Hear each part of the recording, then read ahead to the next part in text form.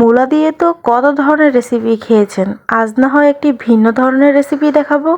মূলার দাম যেহেতু কম, আর মূলা তো কম বেশি কেউ খেতে চায় না, অপছন্দের তালিকায় থাকে।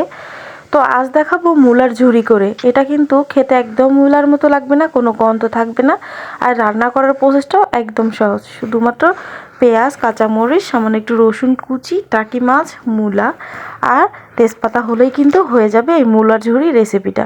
যদি আপনার হাতের কাছে মূলা থেকে থাকে তাহলে আজই ট্রাই করুন এই মূলার রেসিপি, বাসার সবাই কিন্তু মূলার ফ্যান হয়ে যাবে। হ্যালো এভরিওয়ান, কেমন আছেন সবাই? আমি আলহামদুলিল্লাহ ভালো আছি। তো মূলার দাম যেহেতু কম, তাই ভাবলাম আজ একটু বাসায় মূলার ঝুরি করে ফেলি আর আপনাদের সাথেও রেসিপিটা শেয়ার করি। আর হ্যাঁ, রেসিপিটা ভালো লাগলে কিন্তু শেয়ার করে আপনার বন্ধুদের সাথে দেখাতে পারেন আর টাইমলাইনে রেখে দিতে পারেন। তো প্রথমেই মূলাগুলোকে ছোট ছোট করে কেটে ধুয়ে নিয়ে তারপরে এটাকে আমি পাটায় বেটে নিয়েছি বা ব্লেন্ড করে নিয়েছি, যেটা করেন। তারপরে টাকি মাছে হলুদ লবণ মাখিয়ে সেটাকে সুন্দরভাবে ভেজে নিয়েছি। এরপর সেই কড়াইতেই সেই তেলের মধ্যে আমি দিয়ে দিলাম দুটো তেজপাতা আর একটু রসুন কুচি।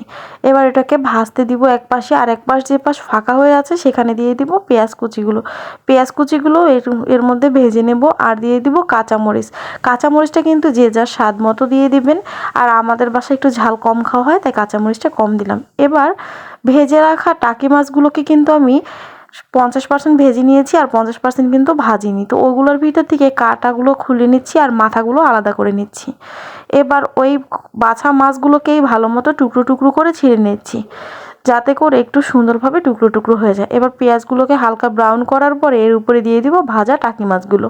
টাকি মাছগুলোকে দিয়ে প্রায় 1-2 মিনিট একটু নাড়াচাড়া করে নেব। টাকি মাছটা একটু ভাজা ভাজা হয়ে গেলে এর উপরে দিয়ে দেব ওই যে ব্লেন্ড করা বা বাটা মূলাগুলো। মূলাগুলো দেওয়ার পরে কিন্তু এখানে কোনো পানি দেওয়া যাবে না, কারণ মূলাতে যে পানিটা আছে সেটাই কিন্তু এই রান্নায় হয়ে যাবে। আর হ্যাঁ, মূলাগুলো কাটার পরে আমি ধুয়ে নিয়েছিলাম, তাই বাটার পরে আমি কিন্তু আর ধুই করিনি, কারণ এই মূলা কিন্তু আর ধোয়া যাবে না।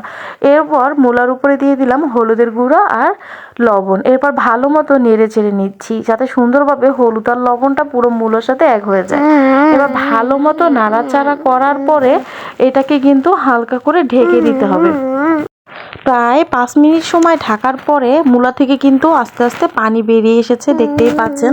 আর এখন যেহেতু শীতকাল, সব তরকারিতেই কিন্তু ধনিয়া পাতা দিলে কিন্তু অসাধারণ একটি টেস্ট আসে। তো আমি উপর দিয়ে ধনিয়া পাতা কুচি করে দিয়ে দিলাম এর মধ্যে।